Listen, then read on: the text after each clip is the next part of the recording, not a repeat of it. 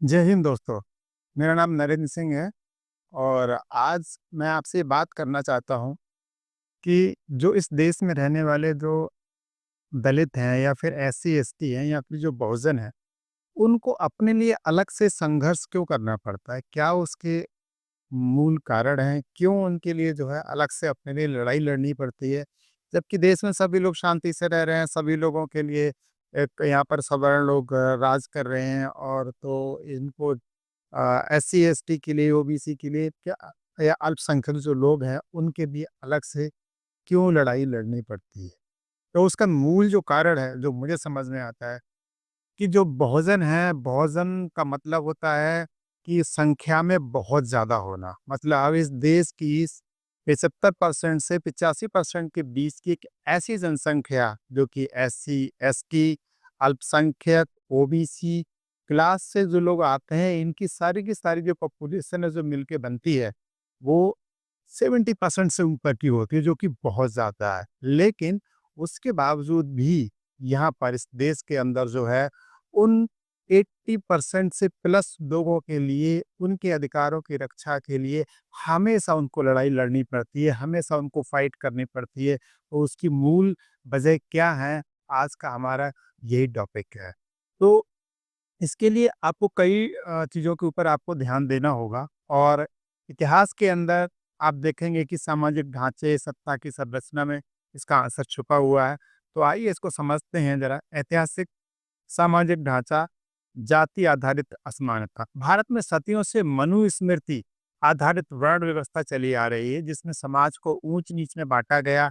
ब्राह्मण, क्षत्रिय, वैश्य को उच्च दर्जा और शूद्र और अतिशूद्र दलित को नीचा दर्जा दिया गया है। बहुजन समाज दलित, पिछड़े, आदिवासी, अल्पसंख्यक को शिक्षा, मंदिर, जमीन और सत्ता तक से पहुंच से दूर रखा गया। इसलिए उन्हें सम्मान अधिकार पाने के लिए अलग संघर्ष का रास्ता अपनाना पड़ा। शिक्षा और संसाधनों से उनको वंचित रखा गया। सदियों तक बहुजनों को गुरुकुल या शिक्षा में प्रवेश नहीं दिया गया। जमीन और आर्थिक साधन कुछ जातियों तक सीमित रहे।